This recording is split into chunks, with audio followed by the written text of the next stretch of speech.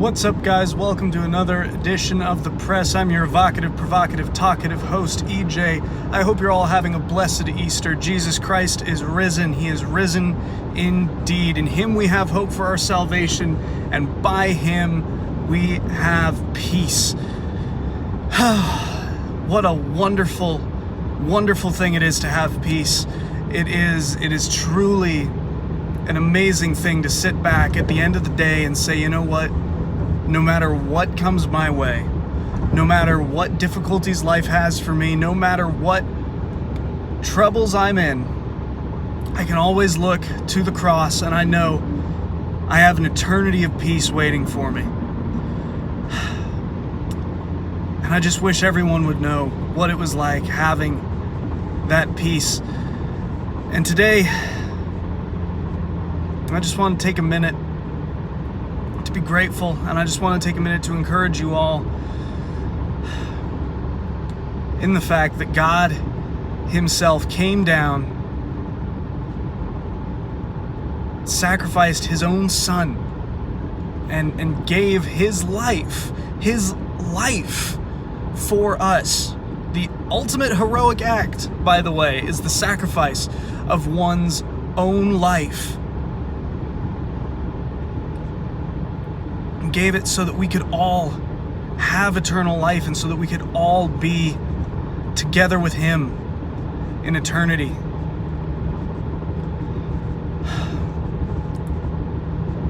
Which is why it breaks my heart to say that today we're not here for a rave. That was the rave. And now it's time for the rant. Because, as I'm sure you're all aware, everyone's favorite stinky cheese, Brie Larson, has been making the press tour for Avengers Endgame. She's been going around with her various co-stars, with Chris Hemsworth, Cheadle, Jeremy Renner, and appearing in interviews, answering questions, talking to the various talk show hosts out there, the hard-hitting movie journalists of the world, and making a bit of a fool of herself. She has been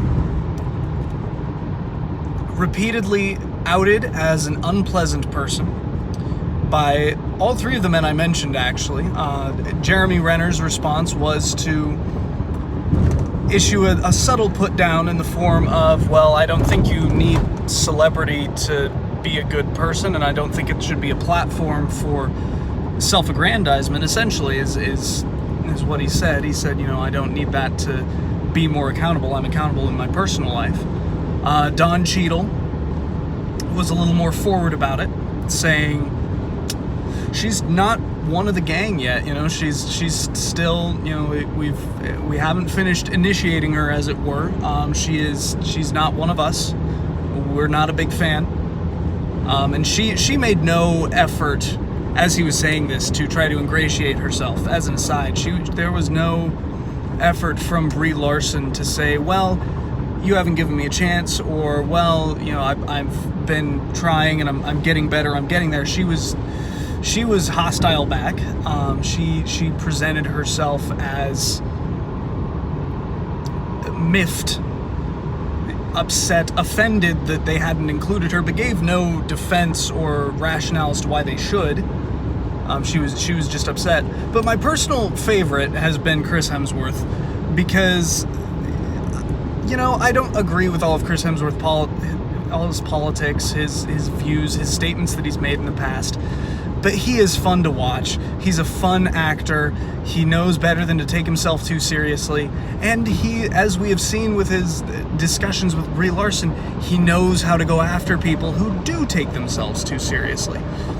So I'll give you an example. Brie Larson was told, they talked about how she does her stunts, and she commented, well, I just thought that's what everybody did.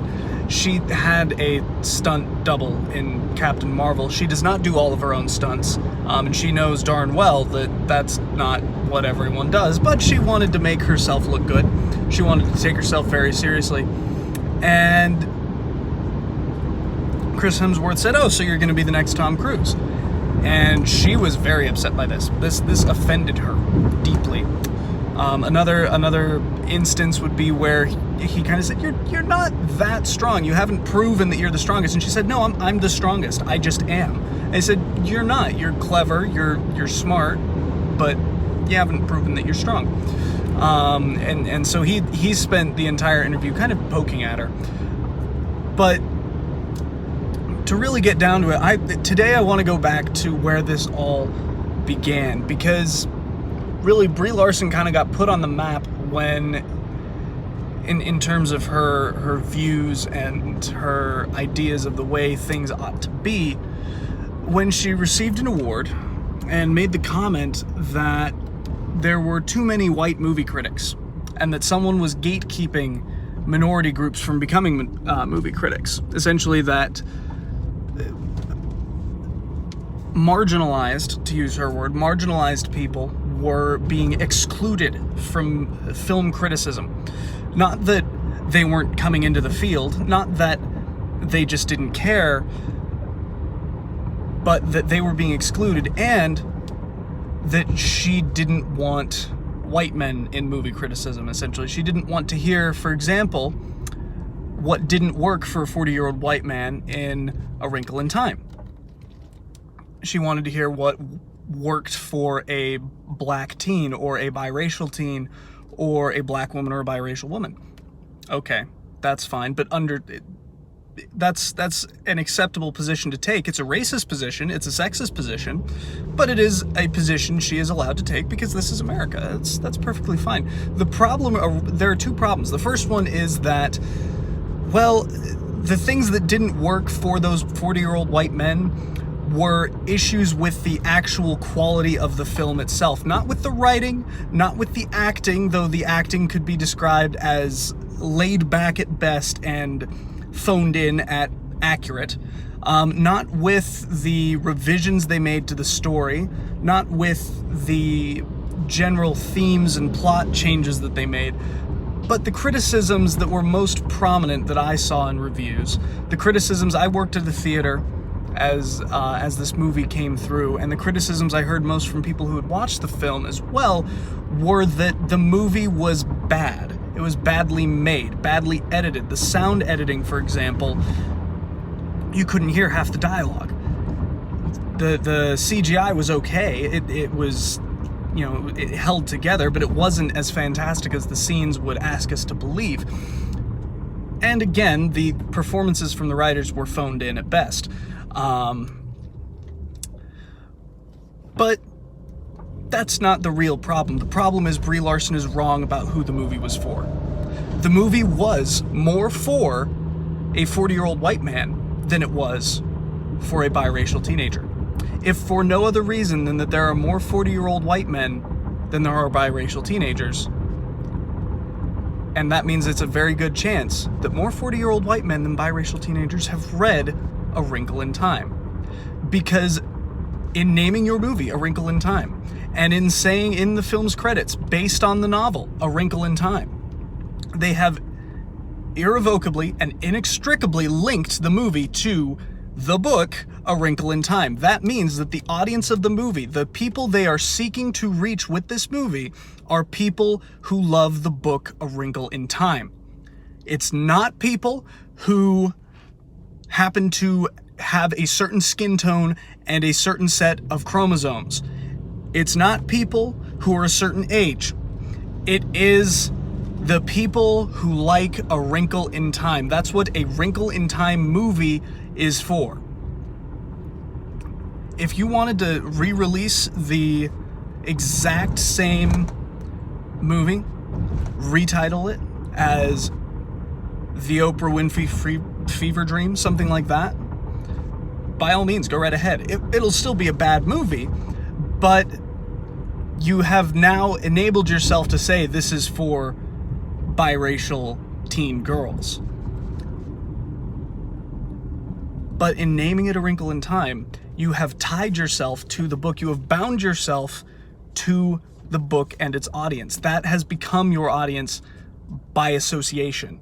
And that's where she's wrong, is she says that because they changed the main character to be a biracial teen girl, they have changed the target audience. That's not true. By changing the main character, they are tacitly acknowledging, and by making a big deal of it, it becomes not even a tacit acknowledgement, it becomes an acknowledgement that they know what they're doing, they know they have a source material to work from, and they're just not gonna do it. They're saying, we know what you want us to do, we know what we're supposed to do, and we're going to do what we think is best because we have no respect for the source material, because we have no respect for the target audience. And that's the problem with Brie Larson's statement. That's where she went wrong, is she assumed that the target audience is whatever the lead looks like in a movie, which is bullcrap. Because I can go and watch Men in Black, a movie with a black male lead, and still enjoy it. Because as a nerd, I'm the target audience. As a fan of science fiction, I am the target audience. I can watch Wonder Woman, and I am the target audience, even though I am not an Israeli woman or a Greek woman if you're looking at the identity of the main character, not the lead actress. I can enjoy it because I'm a fan of Wonder Woman comics. I am the target audience because they've associated that movie with that character. And again, this could all be fixed if they dissociate from the source material. If they choose, rather than to have a source material, to create their own original thing, they can say whatever they want. But in tying it to a source material, your audience becomes the fans of that source material. That is your primary audience. Those are the people you have to please. Those are the people you have to draw in. And that's why, the Lord of the Rings series is so successful, because it appeased fans of the Lord of the Rings books. Yes, they're fantastic movies, but let's be honest, a 3-hour fantasy movie about people walking across New Zealand is probably not going to be primarily for fans of Baywatch. It's probably going to be for fans of Lord of the Rings, because it's got that name recognition. So to sum up this rant, this angry little spiel, Brie Larson, you're wrong. Please try to be more likable as a person. Please try to learn basic charisma and basic interpersonal communication. Learn not to take yourself so seriously, and understand that even though your parents' world revolved around you, even though Hollywood has revolved around you, the real world does not revolve around you. And the rest of us are kind of tired of you being just unlikable. With that, I think that's enough rambling and ranting for one day. Have a blessed Easter, guys. This is EJ signing off.